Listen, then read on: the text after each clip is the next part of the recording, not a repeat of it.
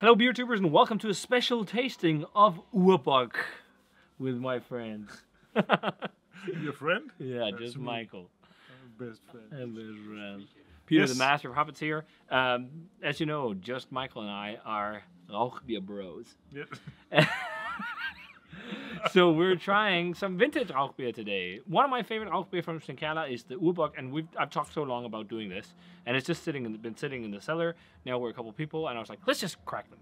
So we're doing 3 vintages of unfiltered Urbocks, the vintage Urbocks, and also a fresh bottle from this fall that's filtered. And as a little bonus, we got small bottles of the Bierbrand. So this is distilled Schlenkerla Rauchbier turned into like a spirit, and it's the clear version on 40% and a 40% dark version, which is not dark because of aging on barrels, is aged on their smoked malt. They smoke it themselves. So Nice. if you pour some of the, What would you have first? let's start with the base version, and I'll open the Bierbond in the meantime. So the Urbock is released for the fall. It's 6.5%. It's the, in a lot of people's minds, smokiest of all the Schlenkerla beers, and also more sweet, more full, and whatnot. The strongest, though, is the... You think that's okay? Yeah, I think that's fine. The strongest is the Aecht, which is the oak smoked one. So in that one, they use oak smoke instead of beechwood smoke, which is what they use in the others. Yeah, Brett's was. Here you go. Okay, it actually fit perfectly with 3 tasters for 1 bottle. So I can smell You think ham. so? Let's dive in. I haven't had this beer in a while. It's one of my favorites of the Nice classics. Coca-Cola color. Yeah, you can definitely see that this is filtered because it's really clear. Yeah. Fluffy head to it as well. Yeah. Let's check out the aroma. Oh. Oh yeah, really meaty, lots of chewy, bready Munich malt. That's just, Like caramelized, almost like a pumpernickel or like hazelnut loaf with caramel. yeah, I can get the hazelnut notes. and cured meat. That smells really good. Yeah, it does. Really lovely smoke profile. Definitely a sweeter smelling beer than the Märzen as well. Yeah. Let's try it. Cheers. Cheers.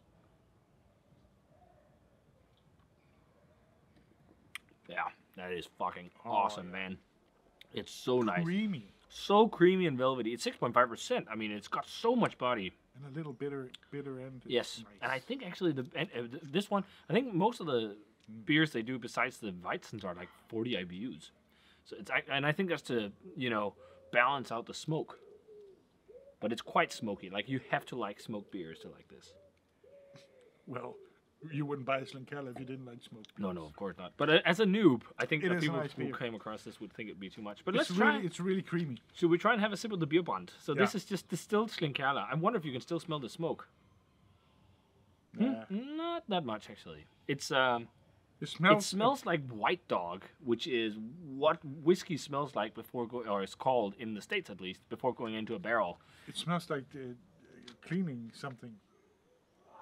Yeah, but it smells like grain Something spirit. from a clean pool in a summer house or something. That's, I don't know about that, but to me it smells like grain. yeah. It does. So when you make, Grappa or something. yeah, but that's grapes, isn't it? It smells like the grappa I know. But when you make whiskey, when the distillate comes out, it smells like this before it's aged in barrels. But let's try it. 40%.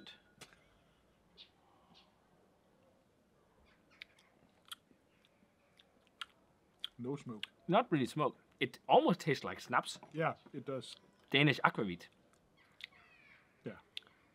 Mixed with grain spirit. And here comes the stomach acid. Wow, this is hot going down. Yeah. I don't know. I feel like I taste some smoke now, but I think that might be just... Yeah, but I'm wondering if that's just the amplification of this. It's this coming up again. And Brett's puking behind the camera. I mean, it's okay. I mean, I'd shoot it. It's not something I drink a lot of, but I prefer the Rauchbier. Oh. Yeah. I had a little stomach acid before. Now I have a lot. Then drink some Rauchbier. We also have some tablets. My girlfriend's pregnant, so she knows the tablets. issue. Always take medicine with your beer. So that's the classic, iconic Urbock we know and love. Let's try some I'm old the stuff. pour master. Yeah, so this is the 18 unfiltered vintage. So this is the oldest one. No, the oldest is from 16. Oh my god. So this is 4 years old, 5 years old. 18 vintage. I mean, we didn't, so it's been standing in the cupboard for a long time, and it's actually Still quite clear. But I think it's because you can see there is gunk on the bottom of the bottles, but because they've been standing upright and not been shook around too much, I think a lot of the yeast is just caked on the bottom. Look at this head. Yeah, it's almost more velvety, the head on this, than the other one. Let's see how this one looks is. like English. Ooh, the smoke is more meaty on this. It's not as sweet and caramelly. Barbecue. Yeah, barbecue. The crust of very different. The crust of barbecue, like the burnt char. The what's it called? Yeah, Coal. Like Oh. sweet. Has Bark. Yeah. umami. Yeah, bark. Barbecue bark. It almost a bit like burnt ends. But there is Very some toffee barbecue. underneath, and there's also a hint of woodiness, which I think is due to oxygen, maybe. I think actually also they put these on to try and help prevent oxygenation over time.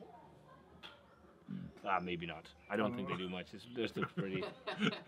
Okay, if we put this little piece of paper around, no air comes out. Do you know what I also Or get? in- I also get brown sugar.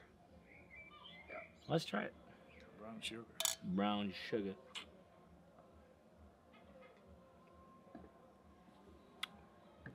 More balanced, more mellow.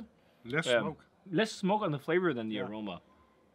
And definitely less smoke in. More hoppy. Yeah. There's I a get that. clear, distinct, like spicy. But it's hop more. character. It's still velvety. Yeah, Still really- very creamy. I think the body might be better in this one, but also the carbonation seems finer than in the other one. This is just a great beer. Mm-hmm. It's almost towards like Adam beer territory, actually, with age, because the smoke gets more discreet and the malt is more forward. Yeah, I'm really looking forward to see how the smoke is in the last two. Yeah, I think I we'll think save this last- for the last one. Last time we had this vintage tasting, it was up and down with the smoke. Yeah, completely up and Yeah. down, and I think that's what we're gonna see again this time. Yeah, around. perhaps. So we're on to the 17 vintage. Look at the head on yours. This is also this is a little hazy, at least my glass. I think this is not hazy in my glass. But it's interesting because it really cakes on the bottom. I mean, I can see yeast on the bottom of the bottle. Oh, and big chunks of sediment. Oh. Let's check out the aroma on the 17 vintage. Still, it's This is more caramelly, I think. More like toffee. again less smoke, Yeah, less smoke on this one. at least sure. than the smell. And definitely toffee for really But still, toffee. the head is just Yeah, the awesome. head is luxurious. So fluffy. But yeah, it's similar aromas. It's like this rye bread and caramel and toffee and smoke, but it's just like more subdued. And this, I think, is really toffee forward. Yeah, more. That's the main. And whilst the smoke in this is barbecue, kind of, this is going more towards like cured meat. This is a bit more like spijpers, Yeah. actually. Yeah. Salami, yeah, because it has that more like sharp, intense, salty thing more than like a rib or a brisket. But it smells nice. Let's try the 17 vintage.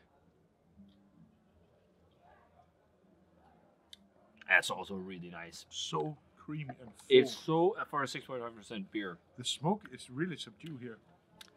Yeah, and it's like a little bit more sharp on a burnt note on the end, like a bitter burnt It's note. just get more and more mellow Yeah, up to until now. but that was not the case with the no, Aecht. it wasn't. The situation there was a bit different. But Yeah.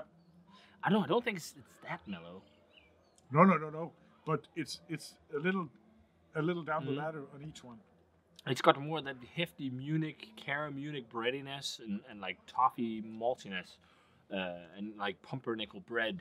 But again, I think it's more of a salami type flavor. This also has the feel of like bonfire more than also like the others. The smokiness feels a bit like when you stand at a Explain bonfire. bonfire. It's a bit Campfire. more sharp. Oh, Yeah. yeah, both. Oh. Yeah, it's a bit more like sharp, the smoke profile. And maybe that's why it also seems a bit more like a cured meat, like a salami, because that's also more sharp in taste than like a barbecue meat. I'm just gonna open this now, so we have it ready. The one aged on the smoke mode. Rauchmalz, Bierbrand, ja. Sehr schön. Bitter. Bitte, lille bitte. So this is the final one, and this is a whole lot darker. So this is from 16, which makes it how old? 7 years. 7 years. And this is the one we're pairing with the ABV or the Rauchband on smoked malt. So, but yeah, it's and you can't see through this one. I think it's also more hazy. I wonder if this is the signs of oxidation and age. You cannot see if it's hazy, can you? If it's I don't know. Maybe you're right. I don't know. Let's check out your own. Yeah. One. Also, not a fluffy head. Oh, it's got a lot of depth to it.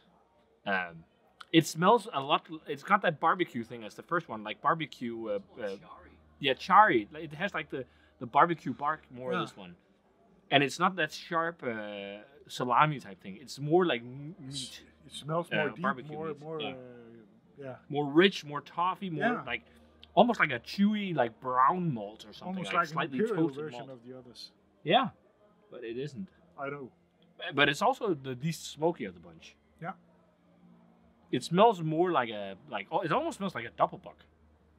Actually. From Ukraine. From Ukraine. That's right. Cheers. Ooh, it's sweeter. And it tastes a bit like port.